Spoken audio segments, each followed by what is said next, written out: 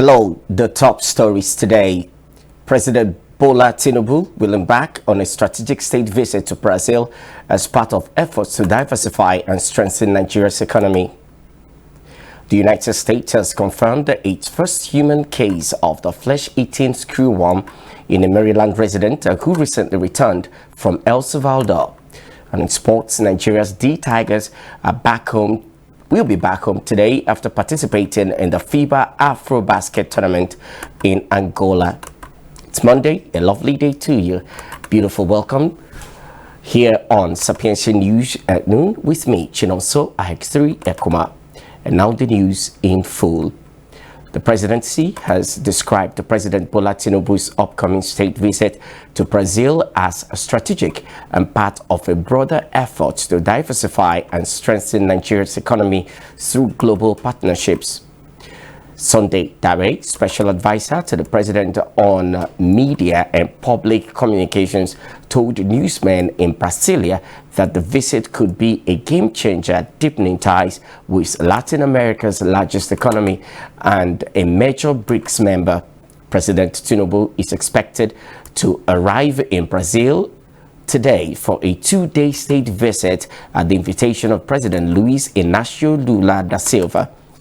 Dare said the trip has the potential to accelerate Nigeria's economic growth through targeted engagements in key sectors. He noted that Nigeria and Brazil share similarities in demography, economy, and cultural affinity, making the visit timely and important, highlighting Brazil's global leadership in mechanized agriculture, agribusiness, and renewable energy. Dare said the visit would provide valuable lessons for Nigeria. Dare pointed out that while previous visits focused on international summits such as G20 and BRICS, the latest marks a shift toward concrete bilateral agreements. And moving on, the Nigerian Army 6th Division has said its troops arrested 69 suspected oil thieves, dismantled 9 illegal refining sites, and recovered 32,000 liters of stolen petroleum products during a 2-week operation in the Niger Delta. The acting deputy director, 6th Division, Army Public Relations Lieutenant Colonel Jonah Danjuma, disclosed this in a statement issued in Port Harcourt on Sunday night. He said the operations conducted between August 11 and 24th, 2025 were carried out across rivers, Delta, Bayelsa, and Akwa Ibom State in collaboration with sister security agencies. In Delta State, troops intercepted 2 trucks conveying over 15,000 liters of illegally refined automotive gas oil in Sapele local government area and arrested 3 suspects. They also recovered 16 cellophane bags filled with AGO at One Man Village, Sapele, while at Nana Town in Warri North, several drums and 4 jerrycans of illegally refined AGO were seized. In River State, 3 refining sites were deactivated at kilometer 45 in Degema local government area, where troops recovered more than 7,000 liters of stolen products seized at a wooden boat. Moving on, the Nigeria Labour Congress and the Socio-Economic Rights and Accountability Project have strongly opposed the planned upward review of the remuneration packages of political and public office holders across the country. The Revenue Mobilization, Allocation and Fiscal Commission had announced last week that it would embark on a comprehensive review of salaries for the president, vice president, ministers, governors, lawmakers, and other political office holders. According to the commission, the current pay structure, unchanged since 2008, was paltry and did not reflect the responsibilities of the officers. RMAFC chairman Mohammed Bello Shehu told journalists in Abuja that President Bola Tinubu currently earns 1.5 million naira mostly, while ministers receive less than 1 million naira, figures he described as a joke given Nigeria's size and population. He argues that the president and ministers were being paid far less than heads of agencies and the central bank governor, some of whom earn 10 to 20 times more than the president and attorney general of the federation.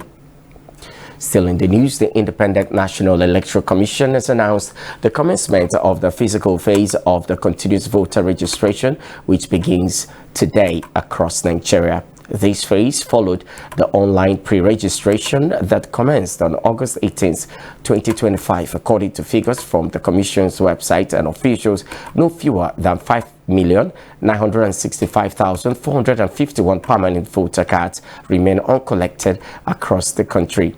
These unclaimed cards are spread across the 36 states and the Federal Capital Territory. The CVR exercise would allow eligible voters not only to register, but also to pick up their uncollected PVCs from previous registration exercises.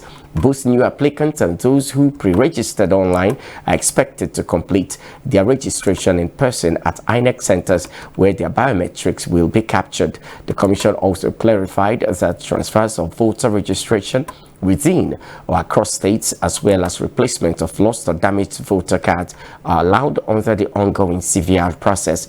INEC stated that the CVR exercise will take place at 811 centers across the country, including all 774 local government areas, offices, and state offices. Registration will run from 9 a.m. to 3 p.m. From today to Friday. The process is as well open only to Nigerian citizens who are at least 18 years of age and have never registered before. Now, the rest of the stories. The National Commission for Colleges of Education has uncovered and shut down 22 illegal colleges of education. The discovery was made during a crackdown on illegal colleges of education in the country.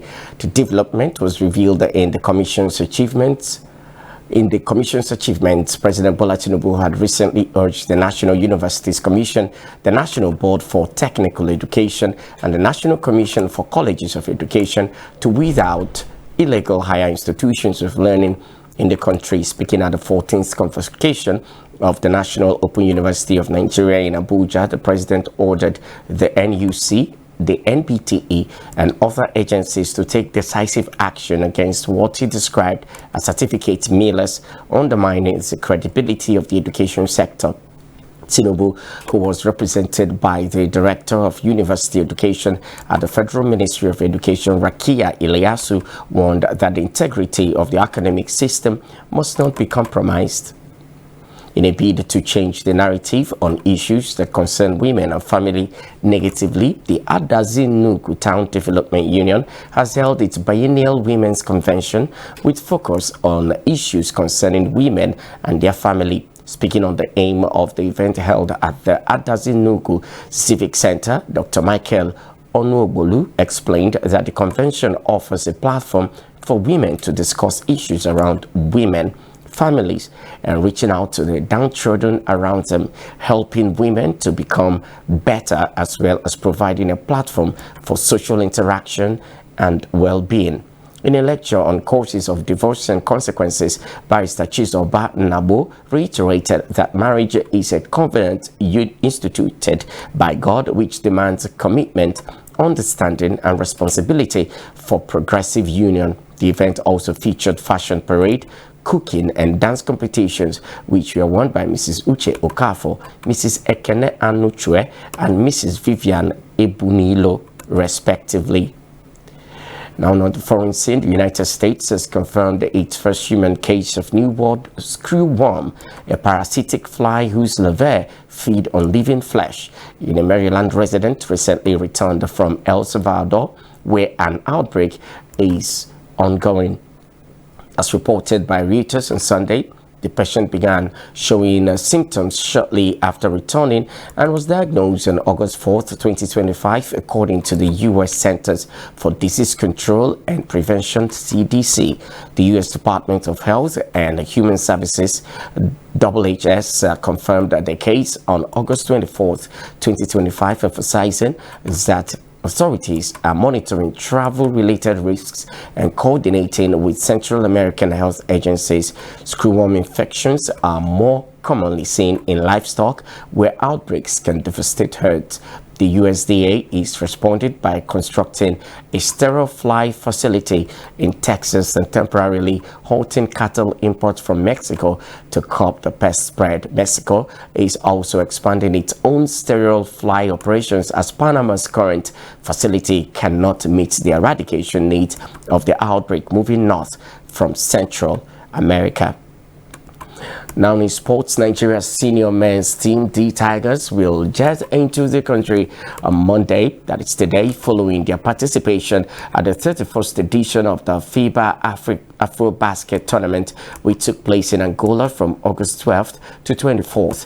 The coach, Mohamed Abdulrahman, led side had been eliminated from the tournament last Wednesday after suffering a 91-75 defeat at the hands of regional rivals and continental powerhouse Senegal in the quarterfinal stages, but did not leave the Southern African country because the departure dates on their return tickets had been put for Monday, August 25. However, several senior figures in the team had requested the Nigeria Basketball Federation to change the departure date on their tickets, but the federation reportedly refused.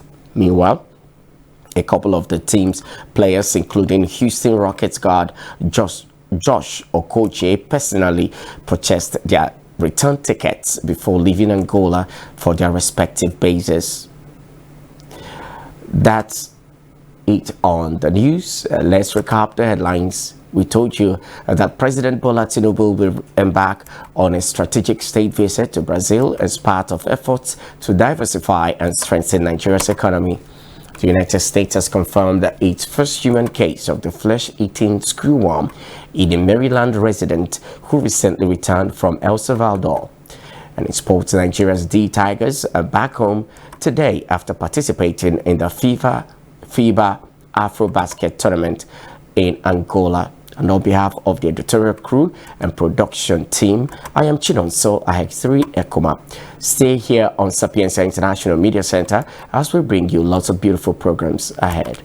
Be security conscious and be at alert. Do have a smashing and productive weekend ahead of you.